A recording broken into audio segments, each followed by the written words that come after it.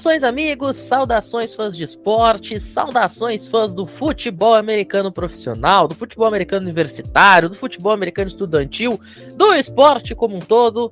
Estamos chegando aí para o 48º episódio do CollegeCast, o único podcast em atividade na língua portuguesa, 100% especializado e focado no futebol americano universitário. Hoje, dia 25 de abril, segunda-feira, são agora 21 horas e 47 minutos, calada da noite, pra gente falar aqui sobre offensive linemen, offensive tackles, jogadores de interior de linha, pra essa classe do draft. Primeira rodada do draft acontecendo nesta quinta-feira, tá chegando a hora, torcedor. No dia que este podcast for ao ar, vai estar ainda mais perto, obviamente, aí do grande evento da off-season da NFL. Estou aqui hoje, mais uma vez, com um time cheio para conversar sobre estes jogadores que desempenham um papel fundamental na proteção dos quarterbacks e do jogo terrestre, do jogo aéreo, enfim. Luiz Gustavo Mendes, mais uma vez, muito bem-vindo. O cara que é presença mais garantida do que eu aqui nesse programa, quase. E vamos falar de offensive line. Boa noite, Pinho. Boa noite, Delandré. Boa noite, Luiz. Boa noite, André. Eu também quero desejar uma boa noite para todas as pessoas que estão ouvindo esse episódio do CollegeCast. E vamos falar sobre linha ofensiva. Exatamente.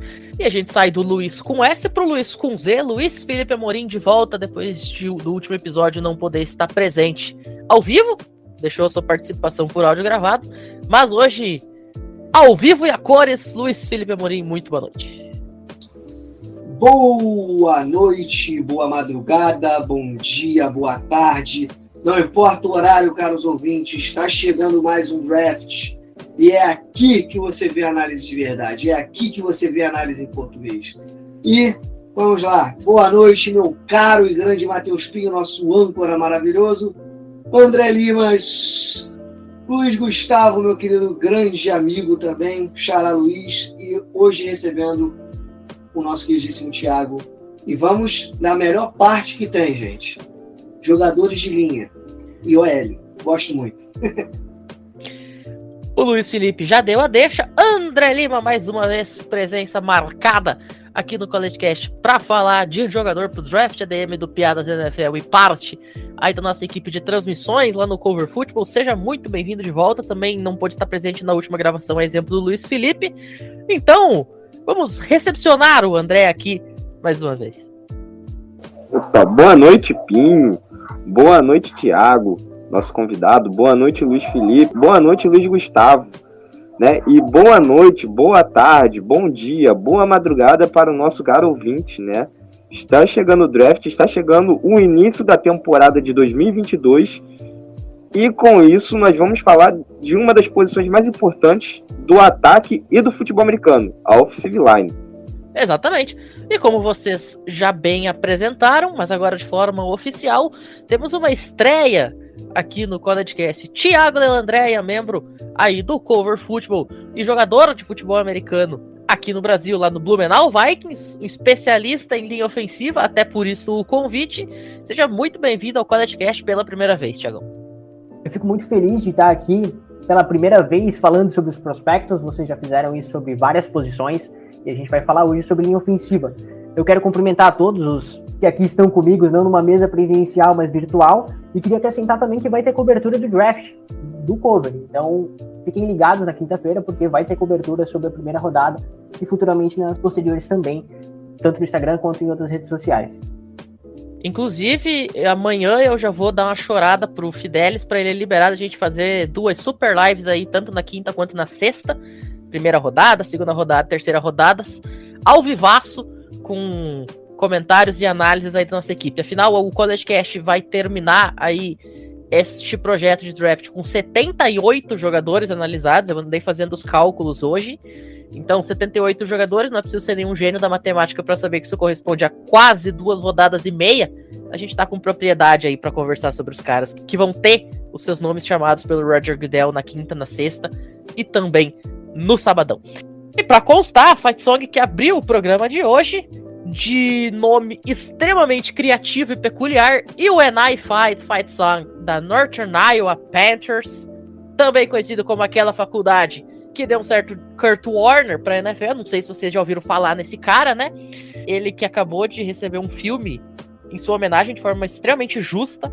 Então hoje a gente abre o programa com Northern Iowa e o NI Fight. E agora sim, para começar a falar de prospecto, Luiz Felipe Amorim, Ivan Neal, Offensive Tackle Alabama, jogador que você conhece muito bem e faça com que nós também o conheçamos muito bem a partir de agora. Como sempre, nessas divisões, o senhor Matheus Pinho é cirúrgico, deixando o jogador de Alabama para mim, né? Vamos de Ivan Neal então, galera. O Ivan Neal é um jogador completamente versátil. No primeiro ano dele, ele jogou de left guard, no segundo ano de right guard, e nesse último ano ele foi de novo para o lado esquerdo, mas para left tackle. Ele tem uma excelente movimentação, ou seja, uma base excepcional, tem força, tem uma mobilidade e uma flexibilidade absurda para a posição de OL. Ele consegue ter rapidez no stance após o snap, na saída do stance. Ele se move muito bem lateralmente, ou seja, ele tem uma boa noção de espaço. Ele tem um trabalho de mãos sólido, aí já não é tão caprichado como eu venho elogiando aqui, mas ele consegue bastante grip em certos aspectos, né? Ele faz bons pancakes também, ele consegue ir com um bull rush bem, com agressividade, só que eu vejo ele muito bem em jogadas para avanço do running back, para corridas. Eu vejo ele excelentemente assim. Aí vem a dificuldade dele. Enquanto ele é muito bom assim, nesse quesito, que ele é completo para abrir corrida, para segurar ali a pressão pelo meio para o QB passar, ele tem um pequeno defeito, né? Ele não é tão rápido, né? Com a movimentação de pés, ele meio que se perde, ele desacelera os pés para poder fincar uma base no chão e tentar bloquear geralmente os rushers, né? Um DE ou até mesmo um OLB, que vai utilizar muito da agilidade para cima dele. Tem o snap, o stance, ele sai, aí ele desacelera o pé para fazer a base, para saber para onde o jogador vai cortar, né? Vai girar, se é para a parte interna ou externa, ele meio que trava, ele desacelera o pé e não vai em cima do jogador. Nisso o jogador utiliza da velocidade dele e acaba remando ele com facilidade, utiliza de um spin move e chega com mais facilidade no QB. Ele precisa acertar essa movimentação, ter uma girada de quadril um pouco mais rápida, ser mais incisivo neste combate, não esperar o adversário tomar a iniciativa e ser ele tomando a iniciativa. Mas de resto, cara, ele é excelente. Eu ainda vejo ele jogando mais como guard do que tackle, como ele tá indo pro draft, que ele se destacou muito como tackle. Mas eu gostei muito dele como guard. Porém, é o jogador mais versátil da classe e eu sou muito fã dele. Não é top 1, não vou ser clubista nesse aspecto. De acordo com o Keith Sanchez, um dos grandes analistas que a gente tem comentado aqui nos últimos episódios, né?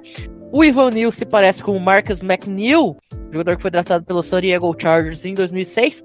Com uma comparação, eu acho que uma comparação mais adequada seria com o próprio King Robinson, que também jogou na Universidade de Alabama alguns anos atrás. Foi a primeira escolha da segunda rodada, Jacksonville Jaguars, inclusive está lá ainda. Inclusive, seria o substituto dele se não ficasse, né? Se fosse o primeiro nome chamado, 2 tackles da Alabama, porque ambos os estilos são parecidos, eles são 2 monstros em tamanho, são 2 monstros em força, têm particularmente os mesmos defeitos, que seria o peso muito alto, que provavelmente gera problemas no joelho, que ambos têm preocupação a respeito disso, mas são caras indiscutivelmente talentosos, inclusive por conta disso jogaram onde jogaram e saíram onde saíram no draft, ou pelo menos o Ivan Neal ainda onde vai sair, né?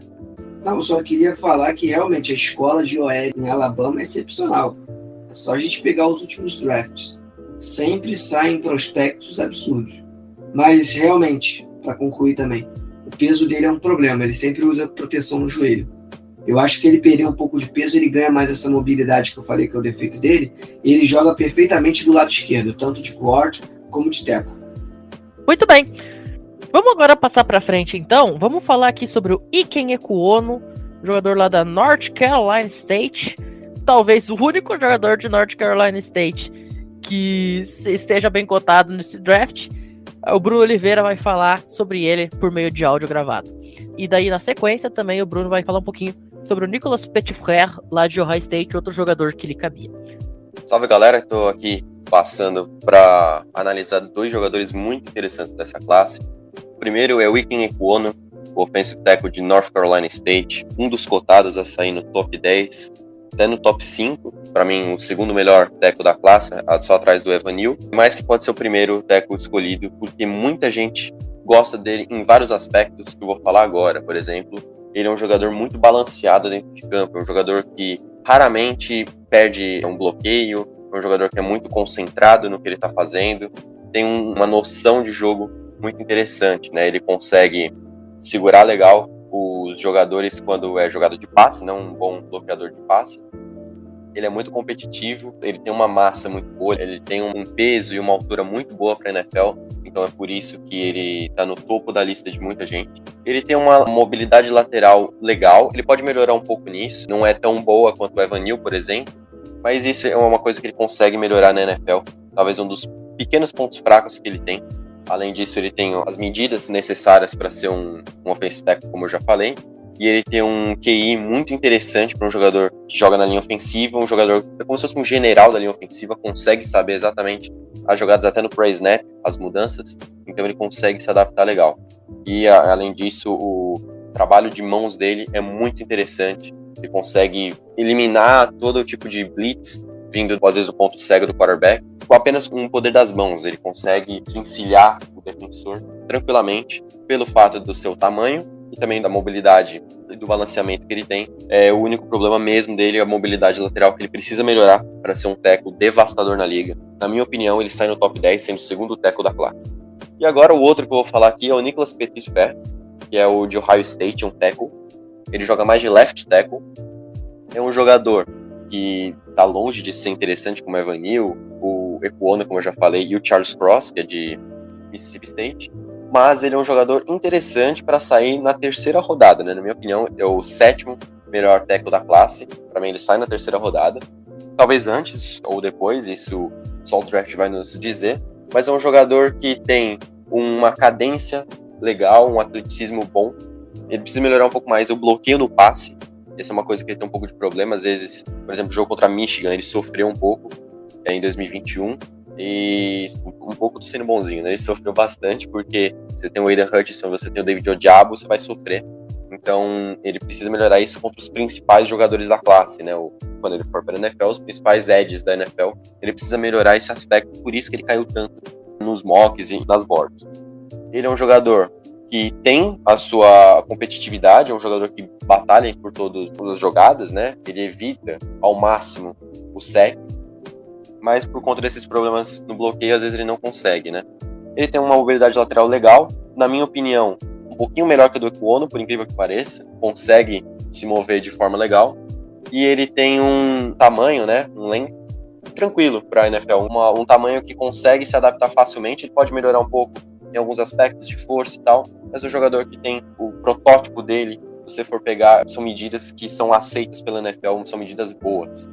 E o QI dele no jogo é um QI bom também, né? Não é um QI elite, como os 3 tackles da classe que eu já falei, mas ele consegue ver algumas jogadas, por exemplo, às vezes ele dá uma falhada, então isso que ele pode melhorar também, mas ele consegue se adaptar em algumas jogadas. Ponto fraco dele, proteção ao passe e às vezes algumas leituras para snap, mas é um jogador que tem boa mobilidade lateral, competitivo, tem um bom tamanho, e o trabalho de mãos também dele pode melhorar um pouquinho, mas não é nada horrível. Então, ele consegue ser um bom tackle na classe, ele é um talento de terceira rodada. Acredito que o time que draftá-lo, eu não draftaria ele se você fosse colocar ele de titular no primeiro jogo, mas um pouquinho de trabalho assim, em algumas semanas ele já consegue se mostrar um tackle interessante, e para o futuro eu acredito que pode ser um bom tackle. Então, Ikem Ekwonu é um tackle para você draftar e já colocá-lo na primeira semana, que é um tackle que vai te dar muita sustentação na linha ofensiva. E o Petitfrère é um cara que você vai precisar de um pouquinho de trabalho, mas você tem um bom talento nas mãos. Muito bem! Alguém tem algum comentário para fazer aí sobre o Ekwonu e sobre o Petitfrère? Eu ia comentar que o Ikem Ekwonu se destacou muito na última temporada. Eu não sei se podemos considerar ele tão versátil quanto o Evan Neal, mas ele é um jogador bastante versátil também. Jogou tanto de offensive guard quanto de offensive tackle em NC State, tem um físico muito bom para a posição de linha ofensiva. E se ele continuar se desenvolvendo, né, na franquia que escolher ele, eu acho que o Ike Ekwonu pode se destacar bastante na NFL. E tem uma frase curiosa, né, porque o Ike Ekwonu, em uma entrevista que ele fez, ele falou que ele se considera o jogador mais dominante desse draft. Pouca moral que o cara tá se dando, hein? Alguém quer falar alguma coisa aí sobre o Petitfrère? Foi um jogador importante, né, para o ataque de Ohio State, que jogou muito bem no ano passado.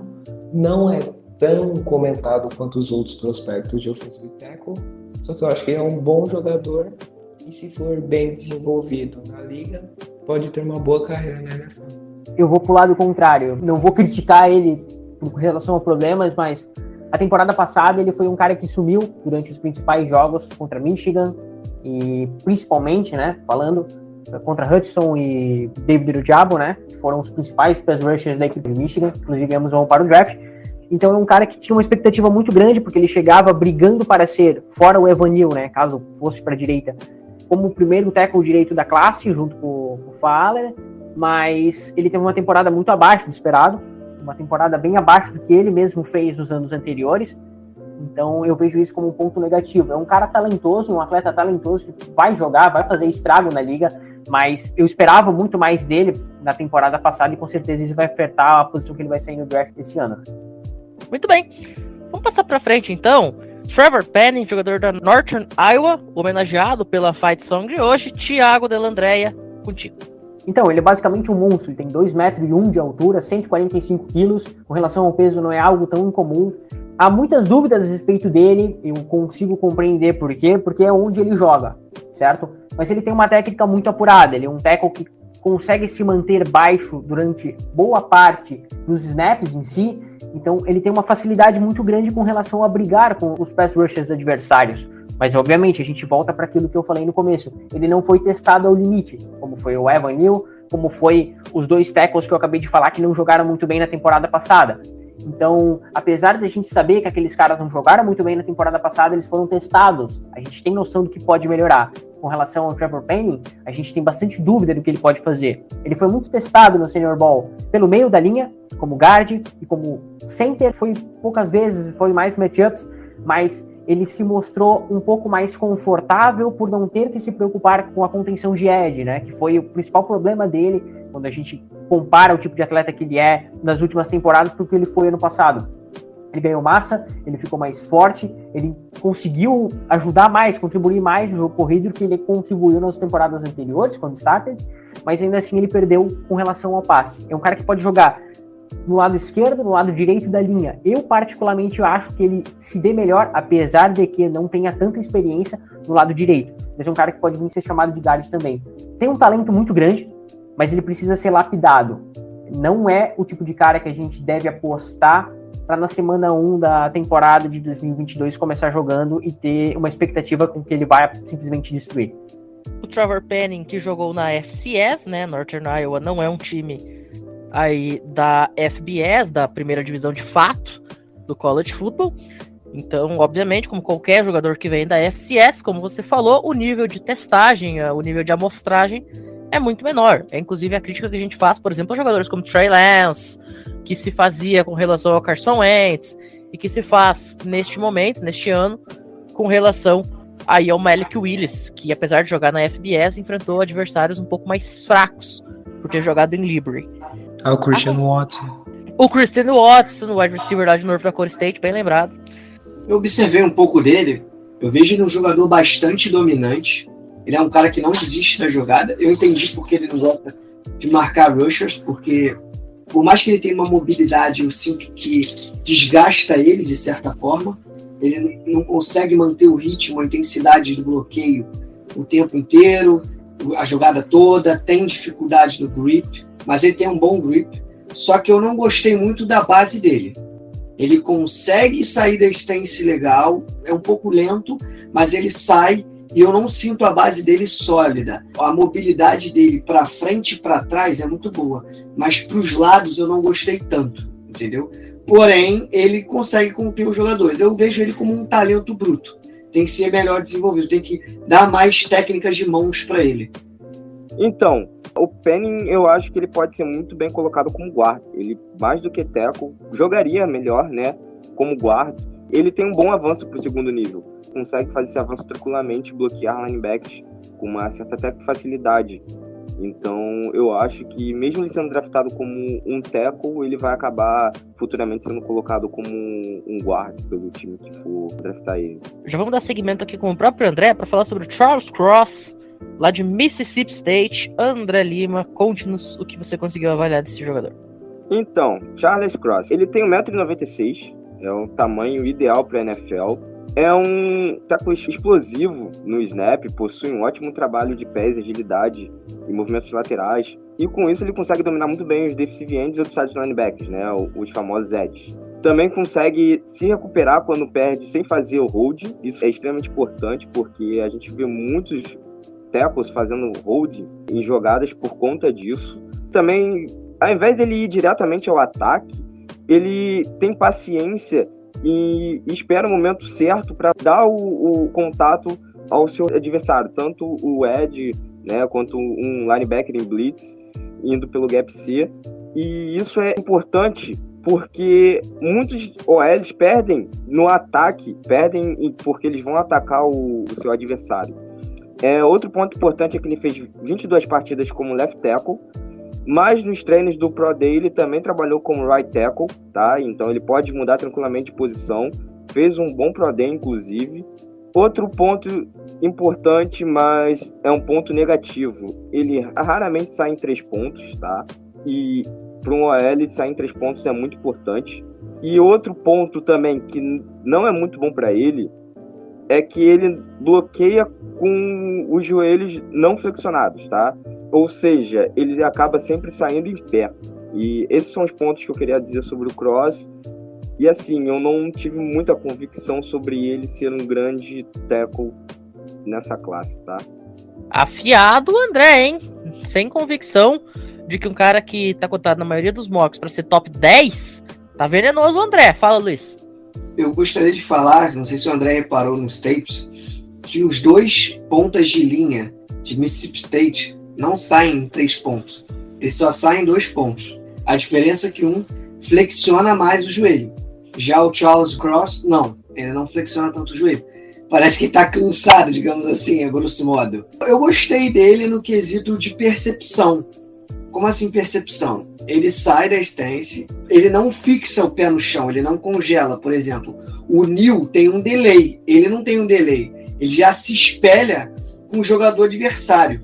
Tanto o DE quanto um linebacker vindo numa blitz. Ele vai espelhar certo e vai fazer o bloqueio. Mas esse problema dele aí de não ter uma base sólida, que para mim não sai em 3 pontos, consequentemente ele não acaba tendo uma base sólida. Se tiver um bull rush, se o cara for em contato com ele de primeira, ele pode até tomar um pancake e cair para trás, perder o equilíbrio. Então ele deveria aperfeiçoar isso. Só que é aquilo que a gente já discutiu várias vezes, que até o André vai falar agora, ele não vai concordar. Certas coisas têm que vir de base. Se não vem de base, provavelmente vai ser um ponto fraco que prejudique ele na NFL.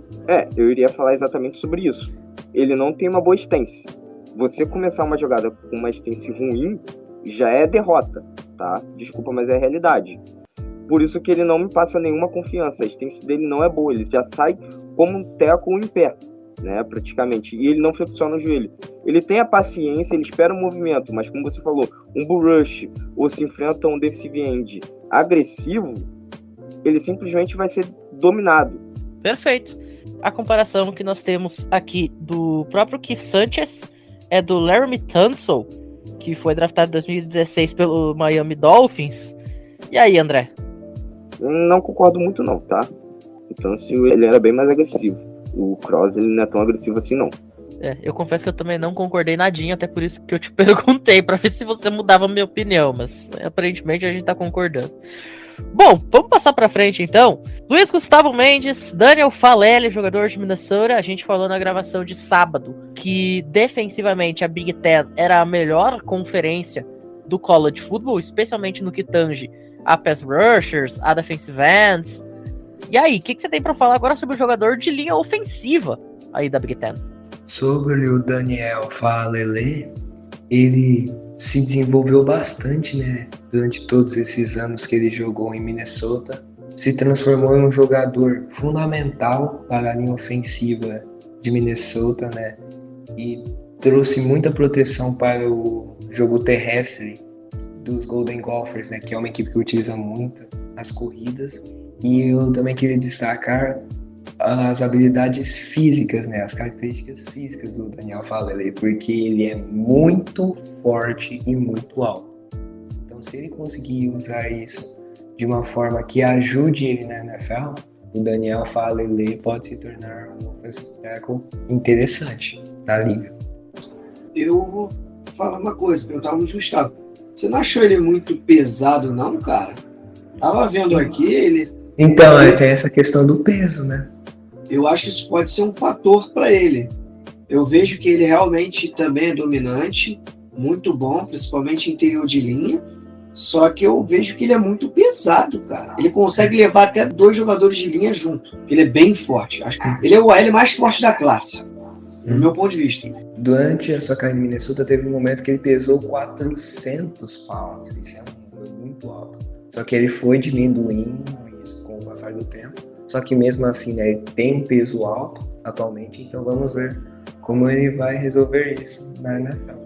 Nesse momento, o Daniel Faalele tá com 383 libras de peso, que convertido para quilos dá algo em torno de 173, 174 quilos. O último ponto que eu vi que o pessoal tem que lapidar ele como ponto fraco, eu não vejo ele muito bom no trabalho de mãos. Eu vejo mais ele no bloqueio, não segurando no grip. Eu vejo ele mais fazendo aquele pancake, empurrando, entendeu? Afastando o jogador adversário. Eu não vejo ele muito segurando. Se for um jogador mais rápido, ele não consegue ter um grip bom para dominar o jogador. A real é essa, ele tem que trabalhar o grip dele melhor para dominar o jogador adversário, que eu não estou vendo esse domínio tanto. O domínio que ele acaba tendo, dependendo do jogador, é pela força. Mas se o jogador tiver uma técnica que for mais rápido, sai facilmente dele. E ô Luiz, só pra constar, a comparação que a gente tem aqui é com um cara que você conhece bem, é o Trayton Brown, que foi escolha de 2015 do seu San Francisco 49ers. Você quer falar alguma coisa sobre isso aí? Só que discordo e muito. Eu acho que são 2 jogadores com características distintas, né? Mas tudo bem. Bom, eu diria que ele é muito parecido, ele pode ter uma carreira muito parecida com o que o Orlando Brown teve. O Orlando Brown fez um combine terrível, mostrava que era lento, que era muito pesado quando chegou na liga, conseguiu não resolver, digamos assim, mas ele cresceu, ele emagreceu, perdeu peso, não sei se perdeu massa muscular ou o que seja, mas com relação ao Faalele, ele é um power rusher, um OL de força, ele é um cara que empurra, ele é um OL que tem uma dificuldade muito grande em segurar, mas ele tem uma facilidade muito grande em contenção, ele tem os braços longos, ele é muito grande, ele tem uma dificuldade, talvez isso seja costume por conta de ter 2 metros de alguma coisa, então é algo que precisa ser trabalhado. É um cara forte, é um cara que se garante na força. Então, necessariamente ele vai ter um bom desempenho na liga, não sei dizer. Mas com relação à corrida, ele é provavelmente um dos melhores tackles para se ter um time por conta da capacidade física que ele tem. Ele garante um bloqueio, ele basicamente anula um defensive end, anula um defensive tackle se encaixar o bloqueio. Tem uma dificuldade de partir para o segundo nível. O terceiro, então, a gente não tem que nem cogitar, mas é um cara que realmente ele precisa ser analisado com cautela qual time vai selecioná-lo. Porque mais com relação a o que esse cara pode se desenvolver em algum time, os times que pensarem em pegá-lo tem que pensar, eu preciso desse cara ou necessariamente esse cara se encaixa no estilo de jogo que eu tenho? Esse é um ponto crucial. Porque esse cara tem que chegar num time que preferencialmente corra com a bola. Correr com a bola seja ameaça maior do que passar. Porque se ele tiver que dar o primeiro step para trás em cada drive, isso vai ser um problema pro teu time. O Daniel Faalele, você comentou sobre a altura, ele é 6'8", ou seja, tem 2,3 metros. Concordo com o Thiago, porque eu já estava para falar que realmente o jogo dele vai ser contra um jogo corrido explosivo. Quem tem quarterback que corre bastante com a bola, que é híbrido e que você pode utilizar de um jogo em que ele tem que soltar a bola rápido, num screen pass, por exemplo, num passe curto pelo meio ali, ele é excepcional, porque ele vai ter aquela explosão para dar tempo suficiente para o QB soltar a bola ou até mesmo o QB correr e principalmente os running backs. Ele é esse cara. Agora, se ele precisar dar step para trás, tatear, esperar o que o jogador adversário vai fazer para tentar espelhar, ele não tem velocidade para isso. Ele vai para o bull rush, ele vai para o impacto. Ele é jogador de impacto, de explosão. Perfeito. Alô, Baltimore Ravens, alô, San Francisco 49ers. Tem alguns times aí que dá para se encaixar na descrição que vocês deram. Saindo aí de Minnesota, mas ainda estando no norte dos Estados Unidos, vamos para Iowa. André Lima, Tyler Linderbaum, center, Iowa Hawkeyes. Então, Tyler Linderbaum, center. Lembrando que o center é praticamente a posição mais inteligente dos OLs, né? E como eu disse, Linderbaum é um jogador extremamente inteligente. Ele costuma avisar muito bem sobre as possíveis ameaças aos gaps e os blitzes, tá? Ele sempre também, quando a jogada começa, ele sempre tá olhando para os lados para ver se um dos seus guardas precisa de alguma ajuda nos bloqueios, quando ele não tá bloqueando. Usa também o seu trabalho de pés e força da parte inferior do seu corpo para manter o bloqueio de passe. Ele sempre também tá ali utilizando do seu trabalho de footwork, né? É importante ressaltar isso. Eu não consegui averiguar se ele faz trabalho de footwork durante a semana, mas o trabalho de perna dele é muito bom. Um ponto negativo é sobre a agressividade dele em relação aos bloqueios. Eu pesquisei, ele fez luta greco-romana, tá? E ele bloqueia como se estivesse lutando contra alguém. E aparentemente, visualmente, isso é muito bonito. Mas tem um porém. Esse tipo de bloqueio costuma ter muito holding. E é o que acontece muito nas jogadas com ele. Ele costuma fazer muito holding. Então é um perigo pro ataque ter um cara assim, tá? Mas em relação à técnica dele de snap, excelente, tá?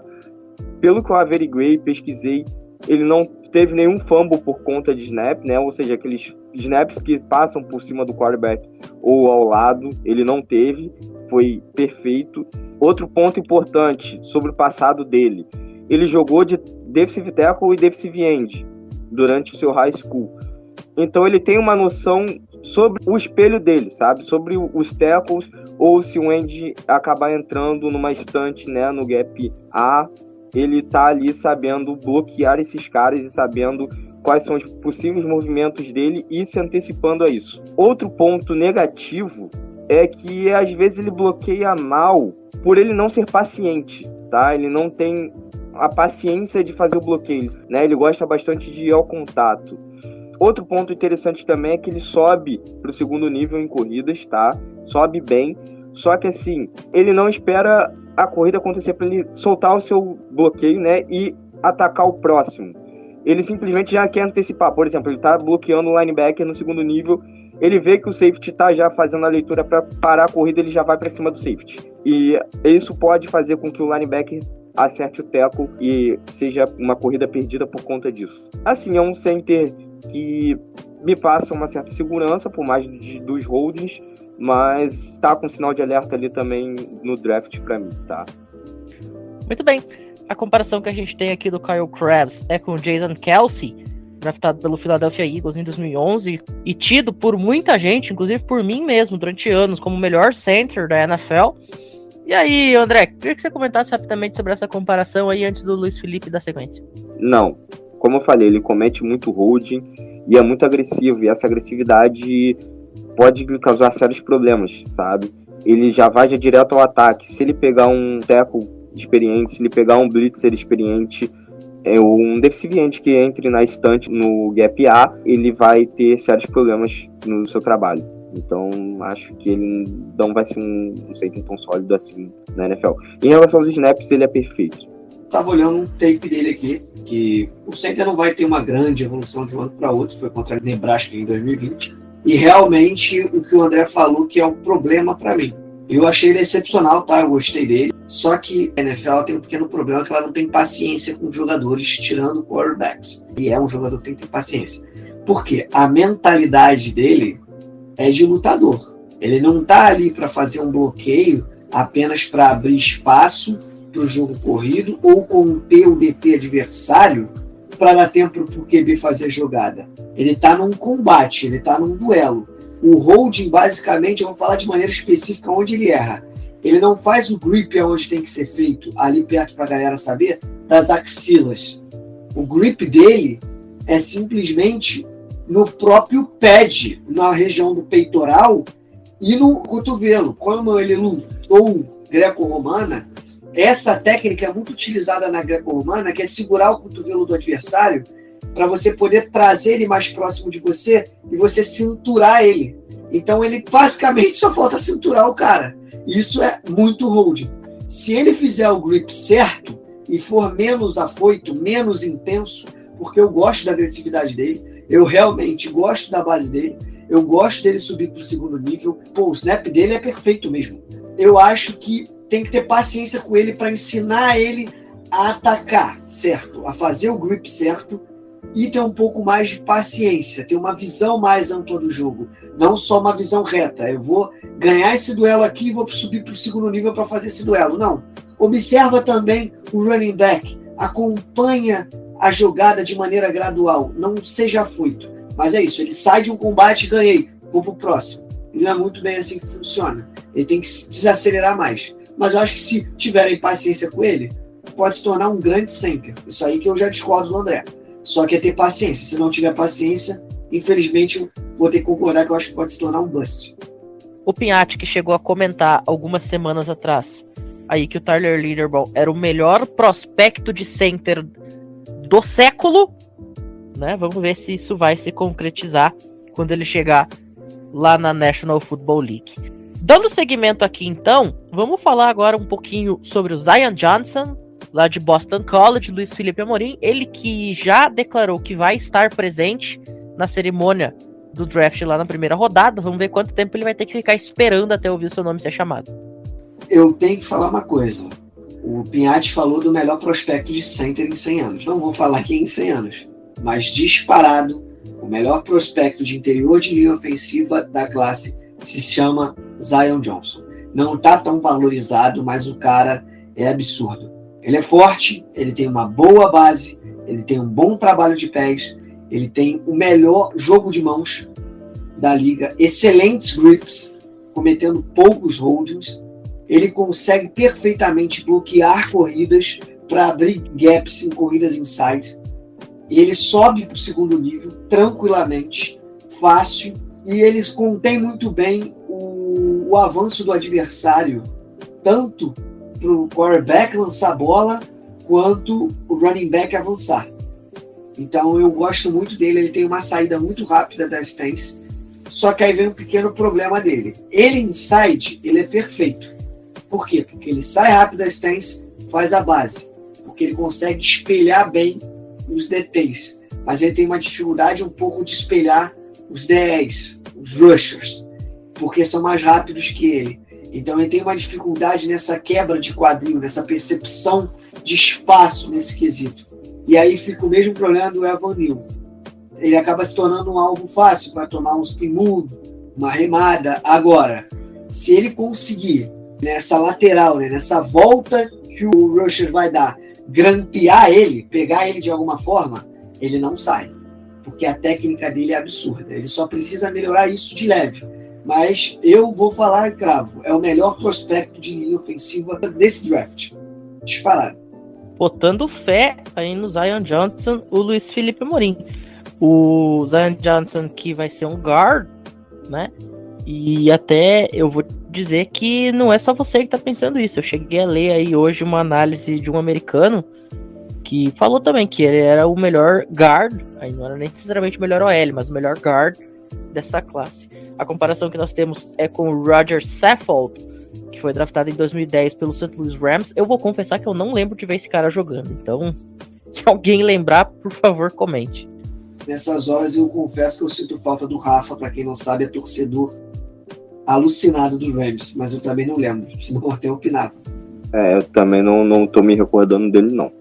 Eu tenho certeza que nós tivesse o Rafa Mendoncinha aqui, ele ia saber até a cor da cueca que o Roger Saffold usou quando foi draftado, mas como a gente não tem, vamos ficar sem análise mesmo. E eu ia comentar, né, que Durante a sua carreira na Universidade de Boston College, ele se estabeleceu, né, como o principal offensive guard da equipe, se tornou um jogador muito importante para a linha ofensiva do time. E durante esse processo até o draft, né, ele mostrou a sua versatilidade, porque além de jogar de offensive guard, ele também jogou em outras posições nos treinos do Senior Bowl, impressionou algumas franquias da NFL, né? Então, ele é um jogador para a gente ficar de olho no próximo draft da NFL, porque ele pode se destacar bastante na liga. E os Bucks é um time que pode escolher eles, né? Porque um dos guards deles aposentaram. Um aposentou e o outro foi para free agent e assinou com os Bengals ainda, né? Então são dois guards ali que podem ser substituídos. O Ali Marpet aposentou e O Alex Capa assinou com os Bengals. Eu acho ele, em 100 anos, o prospecto com melhor técnica que eu já vi. Só isso que eu quero salientar para ficar igual o Pinhatti. É alguma coisa em 100 anos ele tem. Técnica. Técnica dele de mãos é absurda. Vale comentar que o Pinhatti quis falar sobre o século de 2000 pra cá, mas se você quiser falar que é o melhor dos últimos 100 anos, eu não tenho problema nenhum com isso. Bom, vamos dar seguimento então. Thiago Delandrea comenta aí um pouquinho pra gente sobre o Kenyon Green, lá de Texas A&M. Ele que andou perdendo um pouco do estoque dele, eu já vi ele saindo mais alto nos mocks, agora já tá pra final de primeira rodada. Mas quem sabe, né, quando chega aí a quinta-feira as coisas viram uma bagunça. Ele fez um Pro Day terrível, né? Os principais testes do qual, pelo menos, tinha interesse em analisá-lo seria com relação aos testes de velocidade, agilidade, as 40 jardas, o teste dos 3 cones, e ele foi muito abaixo, não só do que o esperado, mas ele foi muito ruim realmente comparado a outros tackles, comparado a outros guards, comparado a outros OLs de modo geral, no Pro Day em si, não necessariamente no Combine. Então, é um ponto negativo, porque é basicamente, e eu discordo do Luiz nesse ponto, é o melhor bloqueador, inclusive melhor que o guard de Boston College. Ele é o melhor bloqueador de corrida disponível no interior, né, claro, disponível nesse draft.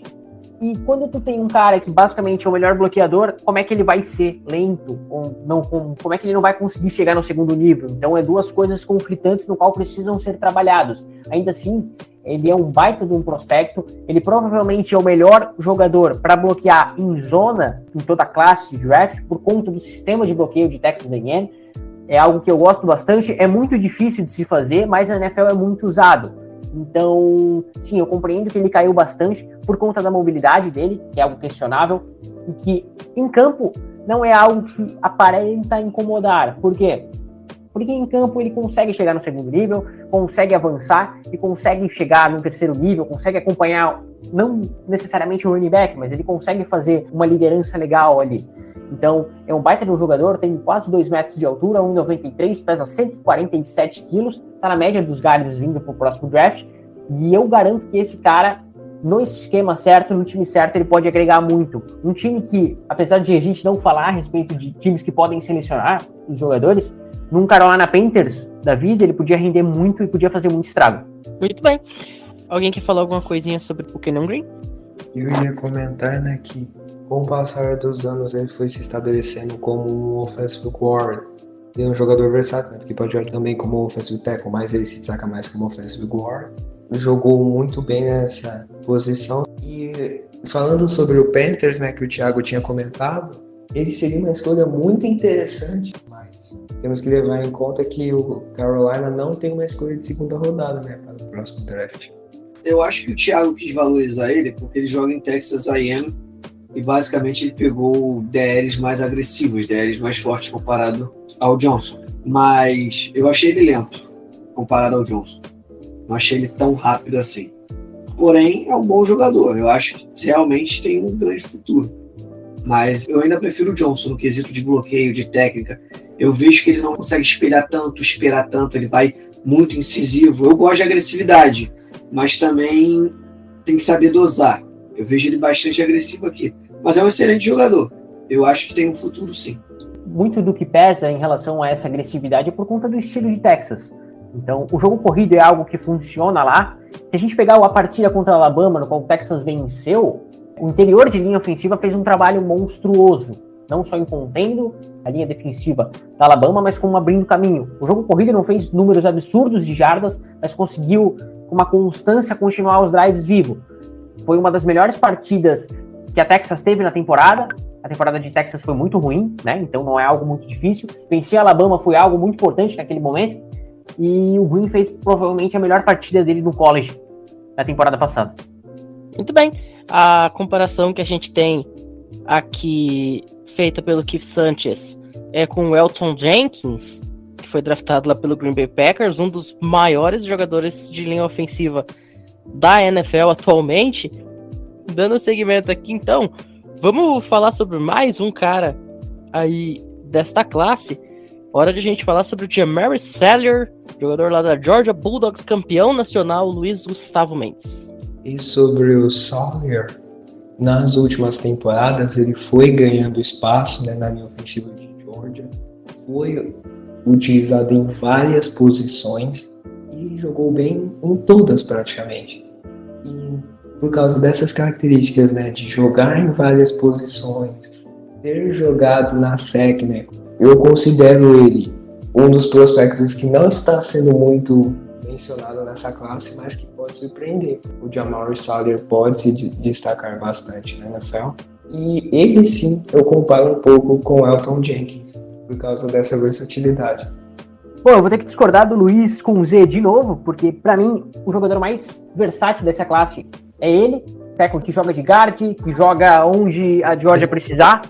Na temporada, a dupla de tackles dos Bulldogs cedeu apenas um sack, que é incrível, e eles jogaram demais, muito por conta desse nome. É um cara que pode jogar muito bem de guard, ele foi testado isso, inclusive, no Senior Bowl, fazendo até jogando de center, fazendo alguns snaps, onde foi relativamente bem, mas se a gente pensa nele como um guard, eu acho que daria um grande nome para a próxima temporada, talvez um steal, umas rodadas mais tardias. Ele lembra muito que o Derrick Brown era para Alabama, era um cara muito grande, era quase uma montanha, era difícil ele ir longe para frente, mas para trás pouca gente conseguia empurrá-lo. É um cara que consegue jogar de tackle.